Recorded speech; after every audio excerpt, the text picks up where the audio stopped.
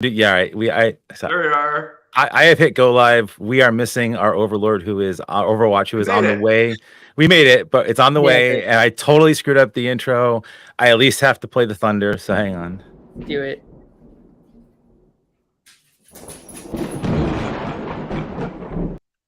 Okay, my boy Ashley's gonna kill me. Anyway, this is Stormwatch Light, I guess we're gonna call it, just because Ashley, who is on the way to Vegas to hopefully talk to some of you folks that are going to be going to Vegas as well, and normally does a much better job at this than I do. But hey, this is Stormwatch from Grey Noise, and my usual co-host here, Kimber. How is it going? It's going great. Like I said, missing Ashley Yeah, already. yeah. I suck so bad, and We got Glenn, left unattended while not Glenn, here. Glenn, who is also has the ability to do anything with the admin screen. How are you doing today, sir? I'm doing well. I'm headed out to Vegas tomorrow, so that means today I need to really start packing. And Kimber, you're in Vegas as well too, right?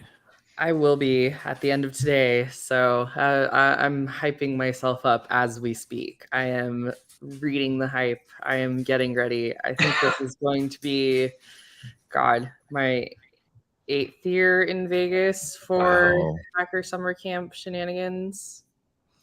And I know And there you, are people who've been doing it much longer than I have. except the difference is you still have a functioning liver, and they don't. So Theoretically. yeah. It has been, quite the past week again. It wasn't nearly as crazy as it was the previous ones, and I hope everyone that is, if you are watching this or listening to this, and you are in Vegas, please find folks. I know that our whatever is it Noise Fest is the actual thing. I should know this, but so Noise Fest is our Grey Noise party thing. I believe that's kind of full up, so you probably don't want to crash that because you'll break a lot of fire laws if you do. But the CTF is live, which is, so we're going to talk about that later. But fine, folks, you guys will be everywhere. You got Grey Noise stuff. We got Grey Noise swag everywhere. Just find us there. Everybody there is amazing humans, especially the two that I'm co-hosting with, even Glenn. So we can do that. And just to make sure we're datelining this correctly, this is Stormwatch for the 2023-08-07. But I was talking to Kimber about this before Glenn joined. He was a little bit late for joining as usual. And I am not, I'm not all buttoned up today, and I am wearing an unusual color for me actually today. And there is a reason for that. As you both know, I am just majorly into trying to keep up with what everybody else is doing to see if we should rebrand every so often.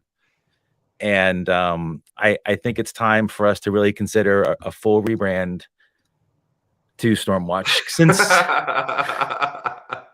love it. Oh my gosh. And I am actually going to try my best to see if I can do this properly. Do the screen layouts properly. Do the screen layout. It's not doing this. Shift 6, is that going to do? Okay, I'm trying to do the screen layouts now, and it is not. We will see if this actually works for everybody. It is totally not doing it. I'm one more time going to try it before I just keep talking. All right, I'm done. Anyway, so yeah, Stormwatch. Well, yeah, I have totally rebranded Stormwatch for this week's edition. I don't know if it's going to stay. Full disclosure, I have not seen the Barbie. I will very likely not see the Barbie movie because it requires going to a theater right now, and there's no way in Hades I'm actually going to a theater with lots of humans inside them right now. Well, strongly recommend its viewing as soon as you're comfortable. It's not going to happen. And I have to say, though, I did learn something as well related to this past weekend. And Glenn, I for all the joking that Glenn and I do, the barbs we toss to each other. Yeah, Glenn and I are actually friends, and I would have thought you would have told me when you purchased a new car. Oh, yeah, because sometimes I have to find out on the news. Now, I saw on the news somebody in Texas DUI, forced to now use a Barbie battery operated thing to go. It's at Buzz 60. Look it up. I don't make this news up. Buzz 60. Everybody go look it up. Glenn, what's up with this? Why the DUI and why this choice of vehicle for that? I mean, I'm trying to go green. It's an EV, rechargeable, okay, solar powered, all that. Efficient. Yeah. Okay. Yeah. Okay. Well, Just tell me next time, okay? Because I could have gotten you something for it. I could have got you a little doorman or something for the thing, but no, you keep secrets from your teammates, but we understand. All right, let's get on to something serious. This is a toot, I believe they powdered. I don't know what anything is called anymore since Elon Musk broke the internet. It's a post on Mastodon from Brian Krebs that Glenn alerted us to, and I'm going to make it bigger so people can see it. Everyone can read. Glenn, could you talk to us a bit about what this is?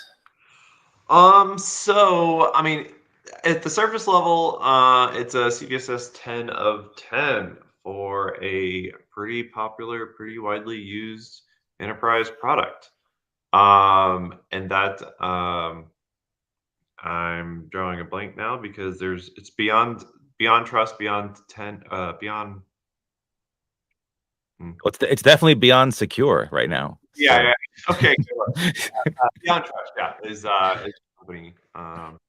And so obviously this is bad, 10 of 10, take it seriously. All of those things apply. It's a remotely unauthenticated exploit or vulnerability.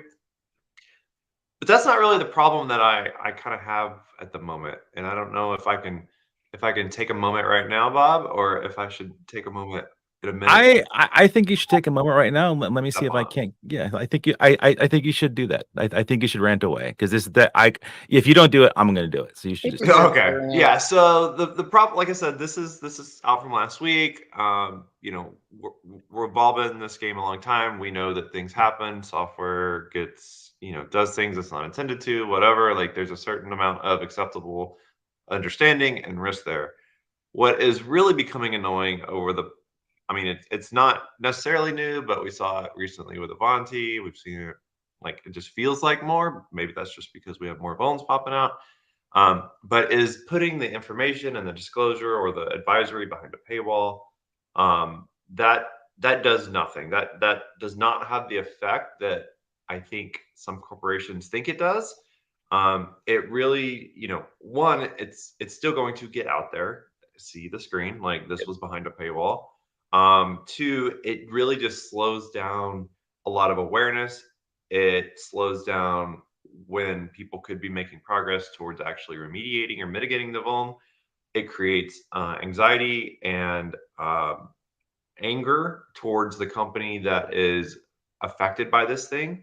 And it's just not really customer centric at all. So I can understand that there might be a viewpoint of like, if we protect the information about the vulnerability, then perhaps that is, keeping the scope of exploitation down. That is a thought, but that is not a correct thought. It's not going to change that at all because again, people are going to share. The InfoSec community is pretty small, pretty close in some ways, and someone's going to get it and then share it out. And now you just look worse. You slowed everyone down, and it's just not in the spirit of actually like protecting your customers and protecting your customers, which is even more important. So like, I just really want us to get past this thought of anytime there's a disclosure or a vuln that we want to scope the release or maybe like only email it to our customers, whatever. Like just go public with it. Be upfront, get in front of it, be public, share updates, run it like an actual incident, and everyone will be better off for it, and the community will be safer. It's just really. I'm not even sure what hiding it accomplishes or making it paywalled accomplishes because of that whole factor of somebody's gonna find it and post it, and why not just be proactive about it? Like what are you really accomplishing here? Yeah. Yeah, Like the maybe one thing. on the internet, like that was the thing. Like we're just gonna send a notice, a letter to our users, and like but all that ship has sailed. Like it's an old school thought, and if anything, it just makes people more determined to figure out what's going on. And then you get negative pub in addition to the pub that's not great because of the issue that we can socially accept at some point. Yeah, the thing that I've always found really just super adorable about this, like just absolutely like just naive and cute, is of course there are no adversaries working in an organization that have access to the support email login for any one of these enterprise products that will then have far more advanced notice than maybe some of us that could actually do some good with that information versus get a leg up on creating exploits for the vulnerability. Yeah. It's really cute that they think we're living in 1998 again. So yeah, I don't know what it is up with these folks or some other ones that still do this, but it would have been a lot easier to know, like as of right now, we are still, just for full disclosure for everyone, we are still waiting to know if this is something we might be able to see in gray noise so that we can try to write a tag for it, so we can then get out there to let you know if people were already scanning for it, so you would know if you could maybe prioritize it more for internally, even though it's CVSS 10, and if you own this, you should do it anyway. Well, Yeah, so like it just bugs me. Yeah, go ahead. And even additionally, like, I don't want to keep like trashing names, but a name that we've already mentioned, like there was also, not only was it behind a paywall, but there was like some Yeah, NDA-ish language to get the yeah. advisory or read, consume the advisory. So, you're wasting time, you're wasting lawyers' time, you're wasting, you're not actually looking out for the best interest of your customers when you behave like this. And it's a really sore point for me and us. Yeah, it's not cool. It's just not cool. All right, let's see if we can't like pick up the maybe we can create happier tones with today's episode. Noise Fest is like Woo! we mentioned, this is going to be is going on. You might not be able to get into Noise Fest, but Kimber, can they still get into the CTF? Oh yeah. Oh yeah. Absolutely. CTF is going to launch in a couple of hours, as far as I know. Kimber set the time, but maybe the wrong time zone. As everyone can tell, we run a professional show here. This is pro prep time. Was great. Anyway, Okay, my time zones have recently shifted. this is true. 17 minutes until NoiseFest CTF launch There we go. is a go, Dang. and yeah, it's happening. And we did a run through over the weekend. There's 22 different challenges in there, and it's a lot of fun. PCAP based challenges to just kind of exercise your brain a little bit and see what you can figure Oh, out. some of them are so clever and so Yes. neat, and the steps you have to go through are like I giggled, like I just, because it was, oh, that's so cool that they thought of doing that. Like I deliberately tried to stay out of this so I could experience it as well too. So anyone that is watching this, please, I don't care what level of peak. If you can't even spell PCAP, just give this a shot. Like we reach out into the Slack community channel. Hit any, everyone else can be busy. You can hit me up on whatever social media you can find me on. Like I'll be glad to help if you've never done this before. This is so much fun. Like that everyone just did such a great job putting this together. I really appreciate all the effort and drive and creativity and all that cool stuff everyone did to this. I am stoked to see what comes out of this for everybody. Oh yeah, and like we made sure to have different levels too. So Yeah. I definitely, if you've never opened a PCAP, there's at least some challenges for you as well, just to get your hands on, the technology, get people hype about detection engineering, I guess. Yeah. It's kind of a big thing. We kind of need to care about that a lot. Kind of need to care. Yeah, there's some clever ones. I'd be curious after folks have had time to go through it, like which people think was the most fun, because Yeah. I mean, I'm not going to spoil it now, but there's one that I think is a clear winner on the most fun. I think Remy probably has a different opinion, so I'd be curious to see like. Hey, actually, I'm gonna do a last minute like co-host thing since I changed the theme and pretty much treat this whatever. I think we should have some folks on that have solved it to talk about solving the CTF and what they thought about it. So if anyone out there, I mean, and we'll blog about this, so it's not just folks listening to this, but I'd love to have folks on that did it and just give us your feedback and showcase what you did and just whatever. I think it'd be a great learning experience for folks, and it's always great to get different faces than ours, especially mine on here. Totally. That would be a lot of fun. That's great. And on the Noise Fest note, yeah, that's Thursday night. It's full, so, and there is security, so I know that we like community brute force parties and such, but this one is like, no, don't do that. Like, it's just going to create an issue for everyone. Let's be cool. I love that term, brute forcing a party. Yeah, I mean, It Okay. That's what right? we're gonna Hey, call it. I like that. Let's all, go with all, that. all listeners, please do not break and enter the party. And also, it's like 1,000,000,000 degrees outside, and there is legitimate like fire safety reasons for and other Yeah, human safety for not going in there. So just don't make a yeah. situation that's already going to be jam packed that much worse. And a shout out to Um, Sublime also for yeah, thank you for that again. Great partners with this. Awesome data science crew over there too, by the way.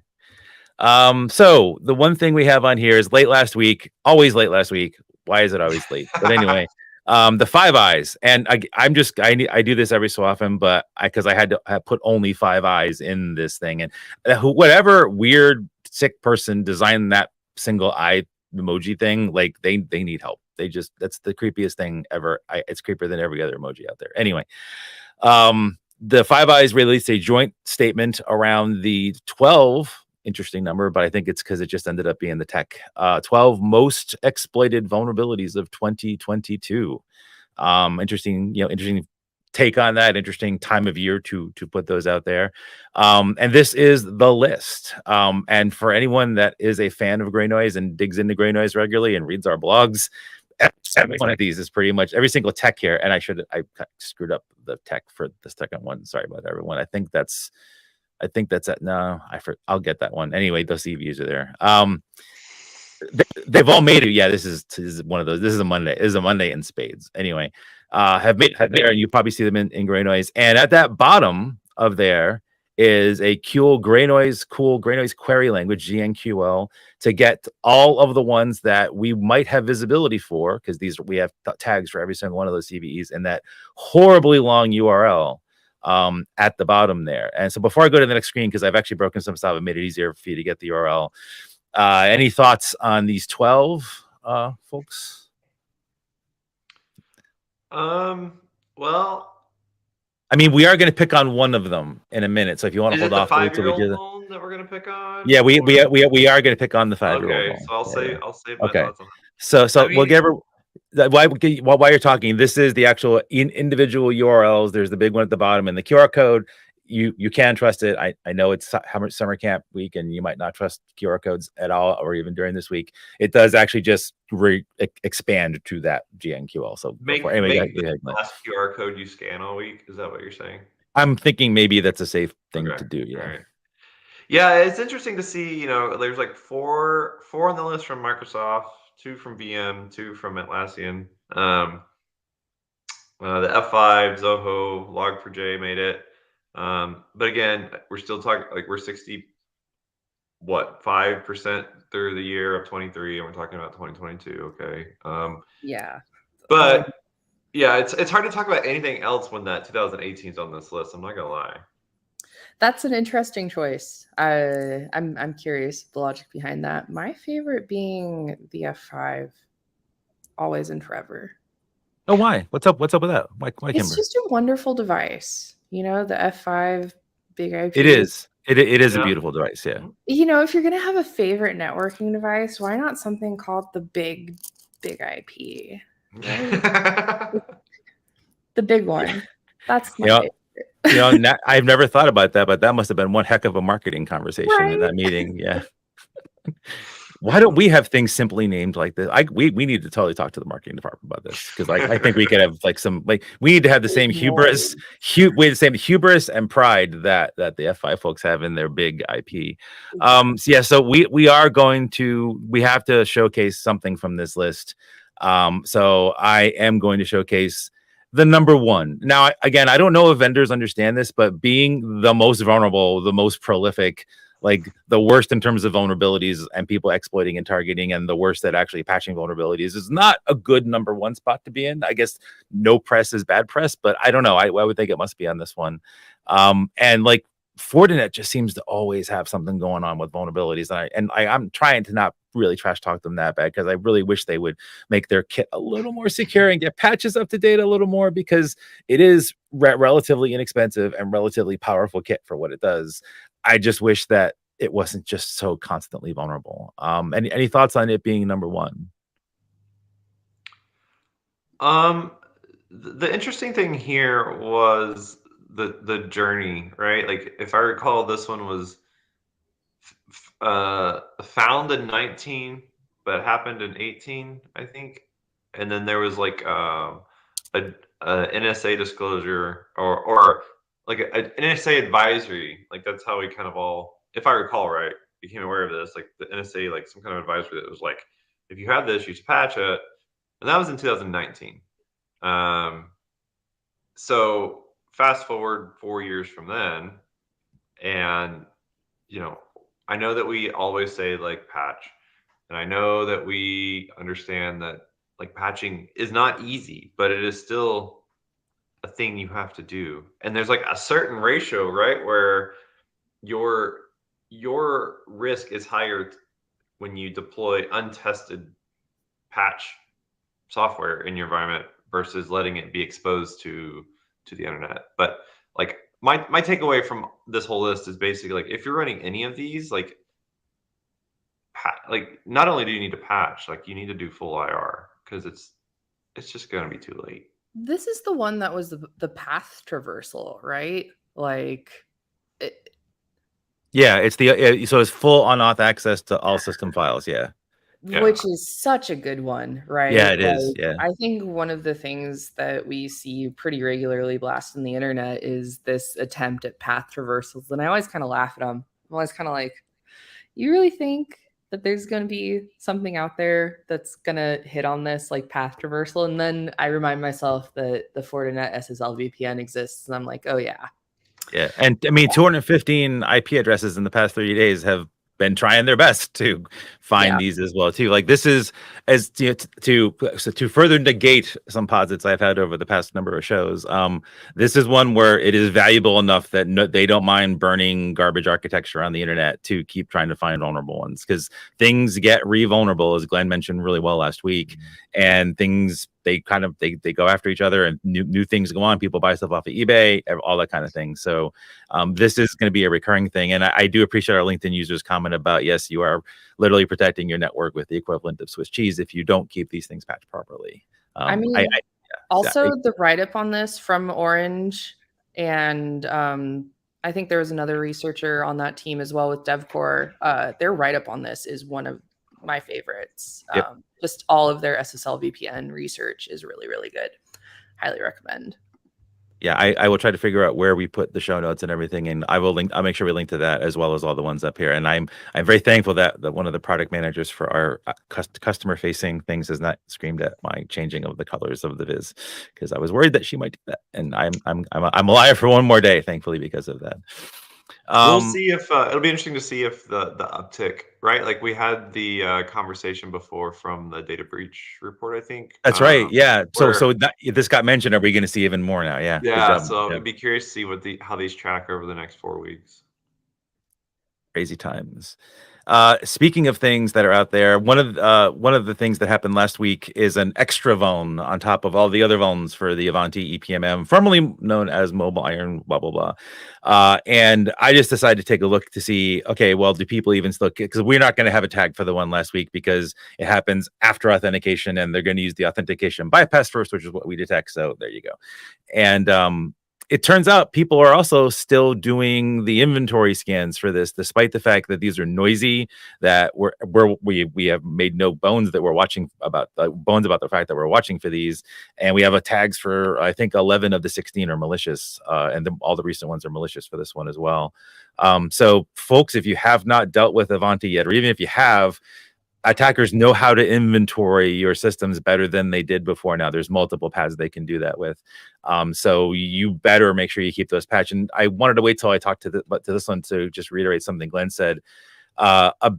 Something that, like, I used to work at a very, very large pharmaceutical back in like my early days. And one of the things I truly appreciated about that, the amount of money they were able to spend on infrastructure and the care they had about actually having infrastructure that, stayed up, is that they put redundancy in at every critical path. And I have no idea if any organization still does that now. As far as I can tell, almost nobody does that. And one way you can easily buy, and I mean this, easily buy time to patch with Fortinet, Avanti, like a whole bunch of other ones, is to like just put an HA cluster in for all your critical security tech, and then patch the one, shut the other one down, and patch the other one while you're doing everything Glenn said about watching what's happening, maybe do some quick IR afterwards. But you can have that time to patch. And I know I'm asking organizations that have other stuff to do with their money than spend it on security technology, But at this point, I don't know if you cannot spend stuff on security and expect to still have an enterprise at some point. So actually, I'm just curious, Glenn and Kimber, you both been in, not that Great Noise is in a real org, but we are tiny and highly focused and pretty much all virtual. You both been at real orgs before too. Have you noticed a shift in HA down to like one device per doing all that stuff? Or have you seen orgs that are still caring a bit about giving their IT teams the ability to patch by having like an HA environment? I've seen, I mean, with the move to cloud, there's kind of less and less of this. It's like all managed services Interesting. at this point to me in the circles that I know, just because they tend to be smaller organizations. Okay. So they kind of have to offload that responsibility onto whatever hosted services that they're using. And they're also, with the rise of like remote work and things like that, it's everything is zero trust, right? So everybody's on their VPNs, etc. But like there still is a need for that HA. Like, if your gateway goes down, what are you going to do? So Yep. architecturally, I think it's like an ideal to reach for a lot of people right now, just budget wise and architecture wise. But yeah, we're Yeah, very lucky at Grey Noise to not have to worry about it too much. Yeah, seriously. I I agree with what Kimber is saying. I think in the past when I had like large clients, like the ones that had true HA were the ones that had like they knew the dollar amount of their downtime, and they were able to, from a business perspective, say like 1 hour downtime costs us $5 million. Well, then it's a lot easier to justify getting two of something than just one, and Right. building that single point of failure. The orgs that didn't do that, like the risk acceptance for single points of failure does feel way too high, at least based on the clients that I've had, in my past. Mhm. But to Kimber's point, with cloud, like that's helped alleviate a lot of that and just outsource that problem. But you're still like, if you have an office, you have an entry, like there's still things that you're going to have to, or ideally have the HA on. And the HA is not just for disaster recovery, right? It's also for security patching, when you can Yeah, exactly. take Yeah. take you have two devices. Like, okay, one goes down while you patch it, you flip over it, and so it serves a couple of functions, right? Like, not only does it give you HA, which is high availability for folks that may be unsure what we're saying there, but also it gives you the ability to test your DR on occasion, to test your failovers, to Yeah. test your even your power failovers. Like, you can make, if you can work, and this is, well, I'm really soapboxy today, but a lot of security orgs or security teams will get really siloed in their spot, right? But if you partner across the company with like your network teams or whatever, like there's a lot of ways where you can combine forces to where, like, yeah, if we have two of these things, then we can put them on different power racks. We can test this. Like, you can make it a whole thing that brings your teams together and makes your company slash customers better. So don't get in your own cube and just stay there. Get out there and talk to people. Teamwork makes the dream work. Yeah. This is kind of an interesting thought and exercise for people in general, because this Avanti is like mobile device management, right? Yeah. So like in that sense, how do you patch something when people are remote and like people have their laptops that they set in a corner and don't turn on, they're working on their personal machines, for example? Like, how do you Yeah. check in on those users that need their agent updated, but they haven't actually like turned on the laptop in a while and you can't get a hold of them? And there's all these weird things that happen when you have mobile device management in effect. Like, people just disappear. This is one of the hugest problems I had. I worked at a community college and we would let people borrow Yes. laptops, and it was like they would just disappear off the face of the earth. So I I mean, think that's the biggest problem when you have to update these agents, that you got to track them down first. right now, right? Like in the US, where it's at least, in my area, it's back to school time essentially. So, Mhm. lots of devices are coming online that have been off for months. Yep. In the past, I worked for a large university, and the same thing with, professors and stuff over the summer. Like, their stuff disappears. Like, we would, if you have things that normally have like a 90-day retention, we'd have to expand that in the summer to like 120, just so that we didn't kick off devices, because Yep. the PhDs were off for the summer or whatever. So it creates a lot of nuances in that device management, as you're saying. I think I just listen. Go ahead, Kimber. Go ahead. Oh, well, I was gonna say, what's that game that they have? One of the security companies has like a card game where you play different like risk things for Oh, I remember your that. Yeah, I remember that. this should definitely be one of those cards, right? Of like your entry point is a user whose laptop hasn't updated in a while because your mobile device management policy kicks it off of the policy. Yeah. I've seen that before. The just listening to you to discuss that the gnarly bits behind this. I'm sorry, this isn't all vulnerability related, everybody, but we're trying to expand so we're in Grok's how we can fight against these adversaries. I think it'd be great to have Reed and Frank on at some point to talk about how they think about this, because I think they do a really good job of making sure that all of us remote folks are patched and our stuff is patched and all the things. And they're working really hard to make it so that we are constantly in a good state like this, and they have to deal with this every time. And I also want to just give a shout out to them for there was a Metabase vulnerability a couple weeks ago. We all internally went crazy about it because we run Metabase because we're data science and business analytics shop. They patched it in like 20 minutes. Like they're just amazing. Like they're like, oh, let's do it. Boom. And they knocked it out and boom, done. Like, and that's not a reaction you get a lot of organizations. So they're just on top of this. They care a lot. I'd love for them to talk to folks about how they deal with some of these things that we're talking about. So I think we should ask them to come on and see if we can't get them on an upcoming episode, because I'd love to pick their brains on this. And because they manage a bunch of Macs too. Oh, wow, tossing shade on Max, rightly so, and deserved. So I one of the things I said earlier into this, because once these things get compromised, bad things happen. I don't know if anyone can afford this to be. I don't know if anyone saw this. It's beyond the New York Times, but I just had to turn the New York Times pink or purple or whatever color it's shown up on anyone's screen. And there was a massive ransomware attack against a service provider that has a whole bunch. Well, they're a health network provider that has tons of constituents in multiple states. So this actually took out patient services and did a bunch of things. And it's not related to any particular vulnerability that we care about at Gray Noise directly, or we surface at Gray Noise directly for folks. I just want to raise awareness because this is still a thing. Like ransomware is not going away anytime soon. And as we heard last time around, it's pretty much just extortionware, just extortion now. It's not even really ransoming things. And in this case, there was some shutdown and some service disruption. And I just want to make folks aware this is a thing, and I'm going to make one more thing. And I know that every employer out there is going to love me for doing this, but for any InfoSec folks out there that want to do some real good, like maybe jump ship and go to a hospital or a healthcare network, or apply your skills to there, or do something to get involved in that space. They really need your help. Most of them have no significant IT teams, virtually no security staff, which is one reason why these things happen. And they could use all the help. And I know anyone listening to this is going to be excellent to go and work at a place like that. I'm sorry to all the businesses that are out there. I'll try to get folks to go to you too. I would just like to, I would like to be able to have healthcare want to go to a hospital. I'm a little selfish.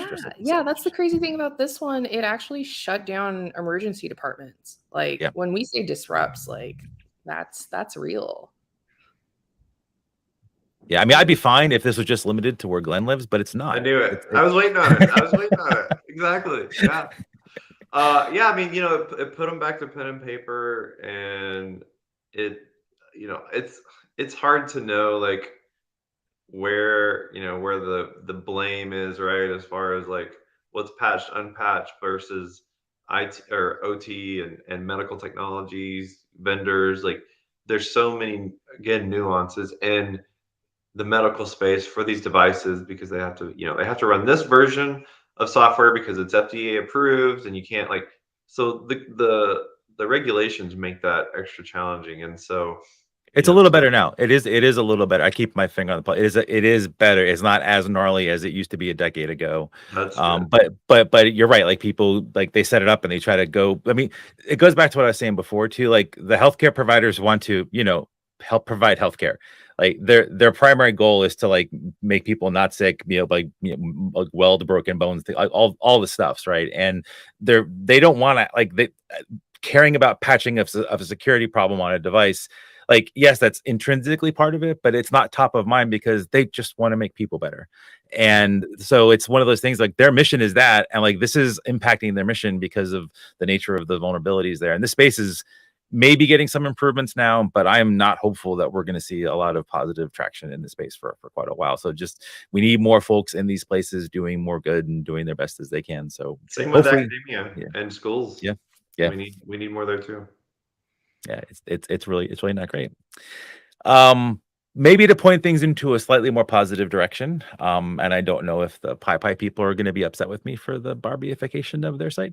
But we talked earlier in the year about our new Gray Noise Labs API, and we've introduced it a bit more, and some great discussions happen internally at work. As usually happens, everyone's super smart and is always caring about making things better.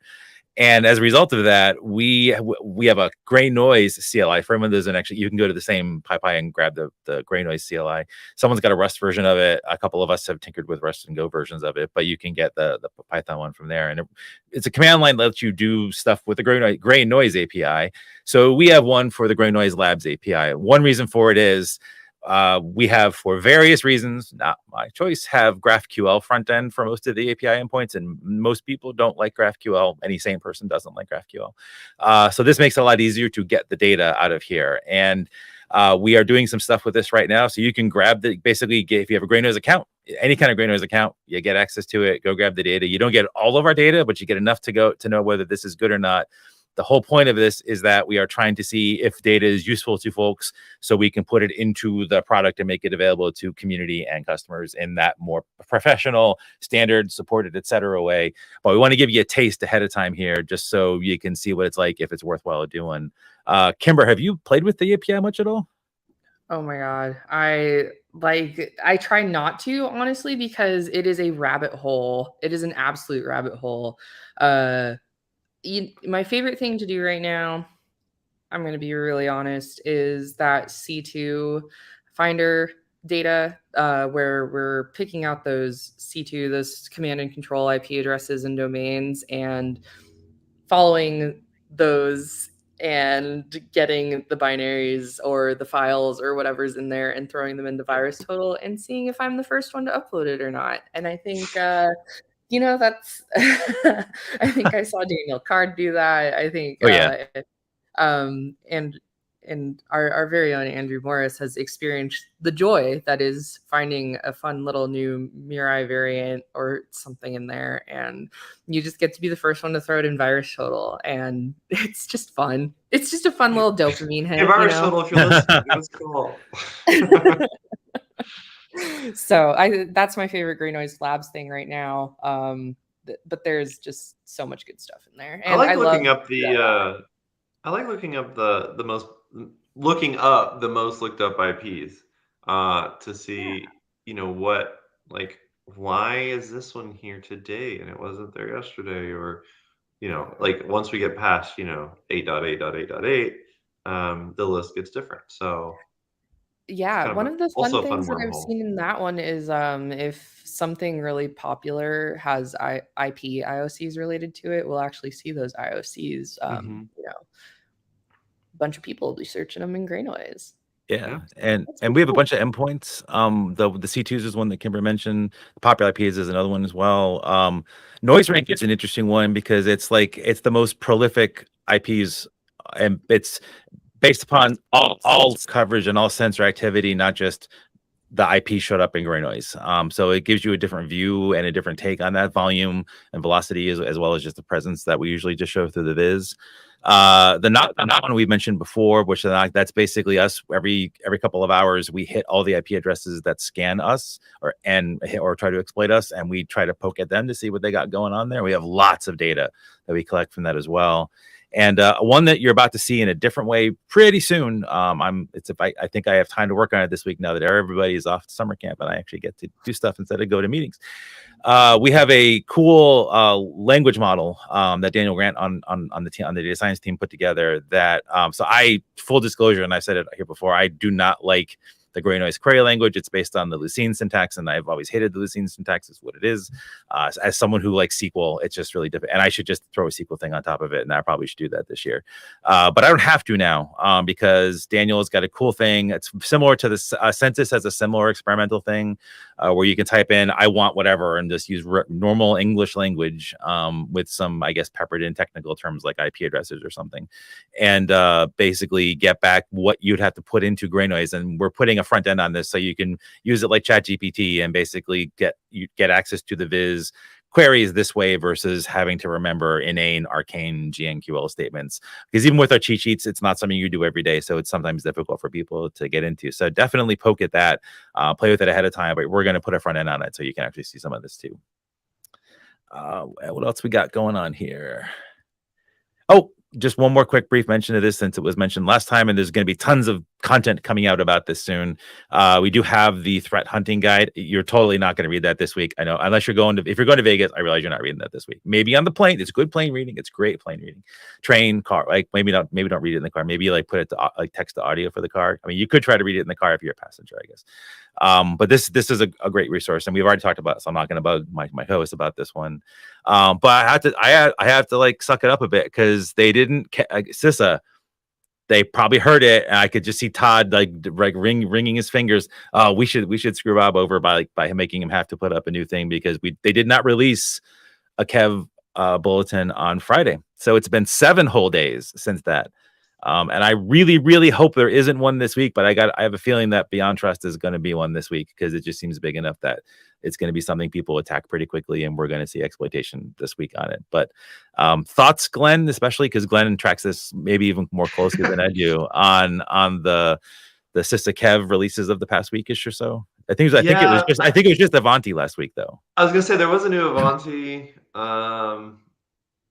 That's kind of all I remember right now. So yeah, we might be like a couple days out Wednesday. I bet there's 2 this week. I bet there's 2 Cup releases this week. They're all going to be in Vegas. Jen Easterly Not is all of giving the Black Hat keynote. That's true. There's like 4,000 of them, right? They're not all there. One would hope. I mean, Yeah. but the fact that the director is there giving the keynote and having that forum to talk about this and really like hit home why this is important and how this all fits into the grand scheme of protecting organizations, enterprises, etc., society as a whole, I think is a great opportunity and shows how both events have matured over the past couple decades. It's been great. I bet Jen just has a button and she like releases them on stage. She just hits the button. Oh my gosh, did that? Yeah. Oh, okay. That would be epic and terrible at the same time. And I'd pay good money to see that. Nah, I'd pay good money to see that. Wow. So I just have to get this back up one more time because I didn't give it full screen before. I just have to do that because I don't know. What do you guys think? Should we keep this as the logo? Or should we go back to the normal logo? I'm good with Barbie themed while it's ruling the box office. We can give it an culturally expression. relevant material. Yeah. Okay. So probably I think it got beat this past weekend, so maybe we should not do this again. Oh no. Right? Well, I don't want to do the other movie theme. Well, I'm no nuclear explosions in the Stormwatch. It's bad enough. It's bad enough without having to deal with that. So this was a somewhat abbreviated episode for us, but I appreciate you folks taking time. Actually, it is not. It's 42 minutes. We talked just as long as we normally do. Yeah, we're fine. Yeah, we're good. So and we had some commenters this time, so thank you all for joining in. Sorry, people are commenting about the Barbieification and I'm not repeating any of the comments associated with that. But I appreciate folks joining in and joining the conversation that way too. You can all jump in and I'll try to get all to the other forums of that. I'm nowhere near as good as our Overwatch Ashley is. Ashley, we miss you. We're desperate to have you back next time. I will probably never do this again. Kimber, any last thoughts before we sign off? If you see us in Vegas, say hi. We're friendly. Yes. We don't bite. We want to make friends with, I'm speaking for Glenn here. We want to make friends with all of the researchers. Give us your ODAs. If you work on patch diffing, vulnerability research, anything like that, definitely make friends with us. Yeah, absolutely. And drink lots of water, all the normal things. That follow the rules, the 221, shower, etc. Just and don't be stupid. Like, I know we call it hacker summer camp, but like Or do. I'm not adult. your mom. I mean, Glenn, Yeah. no offense, there is some irony in you telling people Well, I to mean, not be an stupid idiot. is All a right. relative term, right? Okay. So, you know, just All right. let's.